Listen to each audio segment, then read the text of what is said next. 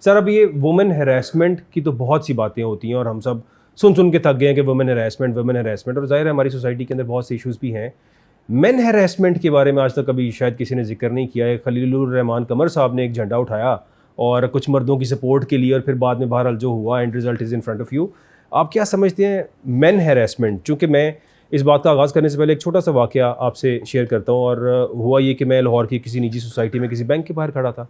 एक बड़ी कोई जो कुछ खौफनाक किस्म की औरतें होती हैं ना, जो आम बंदे के लिए बड़ा ज़बरदस्त रिएक्ट कर रही होती हैं, उस तरह की कोई खातून आई और एक पार्किंग का इशू बना थोड़ा सा। हालांकि देयर वाज इनफ स्पेस और बहुत सी जगह थी पार्किंग के लिए, लेकिन उस खातून ने आके कहा कि मैंने यहीं गाड़ी पार्क करनी है। और उस बात पे जब वो जगह नहीं थी वहाँ पे वो ना पार्क कर सकी, तो she abused me and she just went there and park की उसने गाड़ी और वो चली गई। अब वो गई है तो उतरी है, बैंक के गार्ड्स को साथ लिया है, दोबारा मेरे पास आ गई है और आके उसने मुझे बाकायदा अब्यूज़ एंड शाउट करना शुरू कर दिया। नाउ इन दैट स्टेट जो मेरे पे उस टाइम पे बीत रही थी वो ये थी कि अब तो भाईजान मैं थाने भी जाऊंगा, मार भी पड़ेगी, ये सारे इकट्ठे होंगे और मुझे मारेंगे। सो उस टाइम जो मेरी अकल ने काम किया, वो जब शाउट करते हुए गार्ड्स के साथ मेरी तरफ आई, तो फिर मैंने उससे ज़्यादा रोअर किया उसके आगे। एंड व्हेन आई रोअर्ड तो वो डर गई। अब जिस तरह ही वो सहमी है तो फ़ौरन से सोसाइटी के गार्ड्स भी आ गए, सब आ गए। मैंने फ़ौरन से जो सीनियर गार्ड था उसको पकड़ा, उसको पकड़ के मैंने कहा यार देखो इट्स हर फॉल्ट, ये मेरा कसूर नहीं है। वो नहीं मान रहा था। अल्लाह की तरफ से हुआ ये कि साथ खड़े ड्राइवर्स थे, वो आए और आके गवाही दी कि सर इनका कोई कसूर नहीं है, ये मैडम आई थी उन्होंने आधी गालियाँ निकाली हैं इनको। तो वो मामला यहाँ पे ख़त्म हुआ। अदरवाइज़ तो मेरा ख्याल है कि वो सब कुछ यहाँ पे तो ये मेल हैरेसमेंट जो हमारी सोसाइटी में हो रही है, जिसको एड्रेस भी नहीं किया जाता। मैं थाने चला जाऊँ कोई कंप्लेंट लेके तो पुलिस वाले मेरे पे हंसेंगे कि औरत ने तुम्हारे साथ बदतमीजी की, तुम कहाँ पे आ गए। तो क्या ये मर्दों की हैरेसमेंट का इशू नहीं है हमारी सोसाइटी के अंदर? क्या सर ये सिर्फ हमारी सोसाइटी में नहीं है, ये बहुत सी सोसाइटीज में, I would say it's overall. आदमी हैरेस भी होता है, आदमी अब्यूज्ड भी होता है, फिजिकली अब्यूज्ड भी होता है। मैं ऐसे लोगों को भी जानता हूँ because I work with couples जिनकी जो वाइफ्स हैं उनको they raise hands on them, उनको मारती हैं, लाइक बाकायदा फिजिकल वायलेंस इन्वॉल्व होता है। और कई ऐसी दफा हुआ है कि कई साल हो गए उनकी शादी होंगी तो मार खाती भी तो होंगी। नहीं ऐसा लिटरली ऐसा है। आदमी ने पलट के कभी हाथ नहीं उठाया, आदमी ने पलट के कभी जवाब नहीं। ऐसे भी कपल्स आते हैं जहां पे कई साल हो गए हैं। ऐसा नहीं है कि कोई कुछ 6 महीने साल की शादी है, कई 8-10 साल हो गए हैं, वो मर्द मारे खा रहे हैं। जब भी वाइफ को गुस्सा आता है वो शी स्लैप्स हिम और वो मार खाता है, और वो मार खा रहा होता है। वो नॉर्मल है बंदा। वो देखिए अगेन वो रिलेशनशिप नॉर्मल नहीं है। मुझे लगता है वो रिलेशनशिप नॉर्मल नहीं है। और सिर्फ आदमी की बात नहीं कर रहा, अगर औरत का हाथ उठाना गलत है तो आदमी का भी उतना ही गलत है, दोनों का गलत है। अगर तो औरत हाथ उठा रही है और ये बात में बड़े देखिए, इसका मतलब ये है कि वो औरत उसकी रिस्पेक्ट नहीं करती है। ठीक।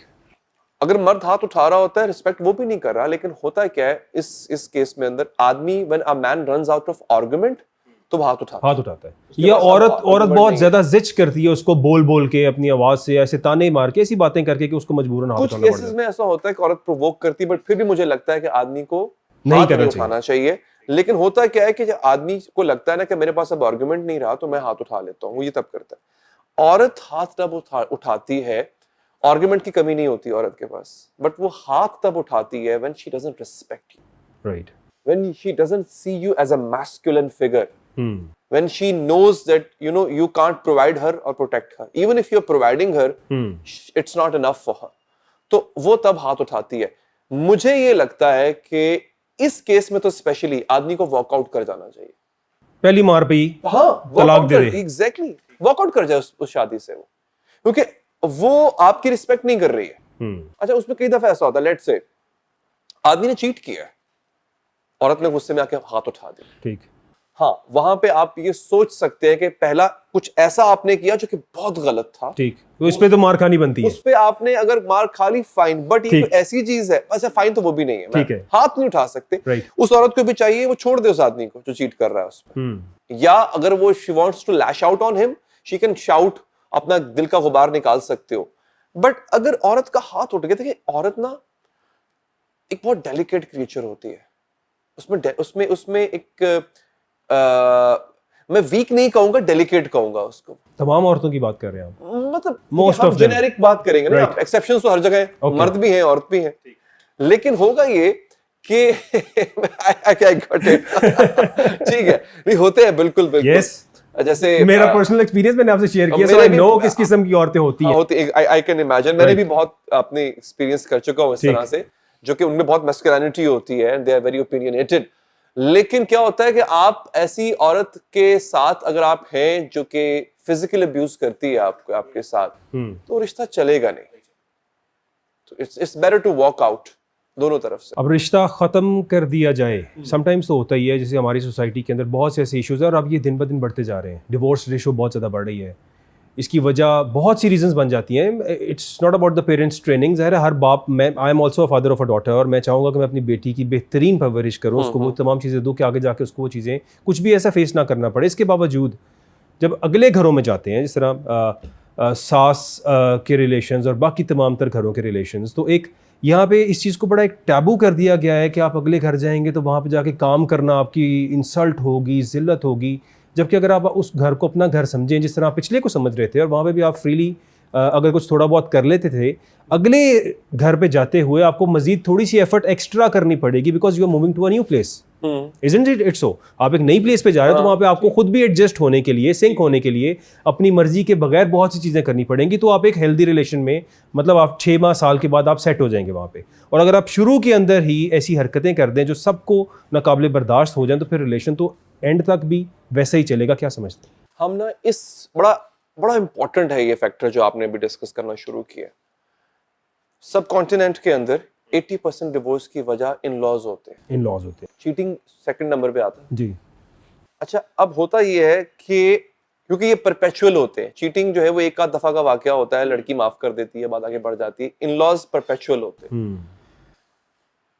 मसला सर ये इन्फिनाइट लूप है, वो जो फिगर 8 लूप होता है ना, इन्फिनाइट, वो ये चल रहा है कि इन लॉज ये सोच के लेके आते हैं कि अब घर का ये काम करेगी। ठीक, एक पॉइंट दे रहा हूं, उसको एक्सप्लेन करूंगा मैं। ठीक है। और उसके बाद होता यह है कि लड़की वाले वो बेटी यही सिखा के भेजते हैं कि कोई काम नहीं करना, तुमने डिफेंसिव, हाँ तुमने कोई एक सुनाए तो 2 आगे से 10 सुनानी है, तुमने अपने हथियारों के साथ जाना है, ठीक, सारे वेपन्स तुमने अपने लेके जाने हैं साथ। राइट।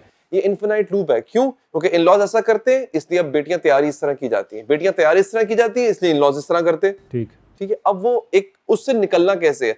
सबसे पहले तो उसकी रूट कॉज उसकी ये है कि देखो आप ना आपके घर के अंदर अब मैं यहाँ पे थोड़ा सा ना जो मेजॉरिटी में होते हैं मैं उनको कसूरवार ठहराऊंगा। ठीक है। आपके घर के अंदर उस बहू के आने से पहले खाना भी पकता था, सफाई भी होती थी, कपड़े भी धुलते थे, सब होता था। ठीक। आप लोग 3 टाइम का खाना खाते थे, आप लोग पेट्रोल पे नहीं चलते थे। ठीक। अब आ गया एक एक्स्ट्रा बंदा, तो घर में अगर 5 रोटियां पक रही थी पहले, तो छठी भी पक जाएगी, वो भी खा लेगी। ऐसे ही है। हम क्या करते हैं, स्पेशली हम देसी सोसाइटी जो है हमारी, लड़की आई, बेटा अब इस घर की जिम्मेदारी तो तुम्हारे कंधों पे है, चाबियां पकड़ाई, उसको ये भी नहीं पता आज के बाद ये घर तुम्हारे जिम्मे। हाँ, उसको ये भी नहीं पता इस घर में पूरे कमरे कितने हैं टोटल। तो आप उसको जिम्मेदारी पकड़ा रहे हो। फिर ये चाचा है, ये ताया है, ये मामा है, ये ससुर है, ये ताई है, ये सब, ये सास है। ठीक। शादी की पहली रात जो एक ड्रीम होता है हर लड़की का, आदमी बैठते साथ ही अपना लेक्चर स्पीच तैयार करके रखता है कि देखो मेरी बात सुनो, ये मेरे माँ बाप है, ठीक, ये मेरे लिए सब कुछ है, ठीक, मेरे भाई बहन मेरे लिए सब कुछ है, तुम बस इनका ख्याल रखना। वो इसके लिए नहीं आई है भाई, लेकिन वो यही सब कुछ अपने घर भी तो कर रही थी ना। तो क्यों? अगर वो अपने बहन भाई, अपने माँ बाप, अपने वालिदैन का ख्याल रख रही थी, तो फिर अगले घर जाके भी तो उसको रखना चाहिए। तो वो उसकी जिम्मेदारी नहीं है। आई मीन अगर वो अपने हस्बैंड के पास जा रही है और हस्बैंड की फैमिली, यानी हस्बैंड की माँ उसकी माँ है ना, उसके खावंद की माँ है। उसके आने से पहले उसकी माँ का ख्याल कौन रख रहा था?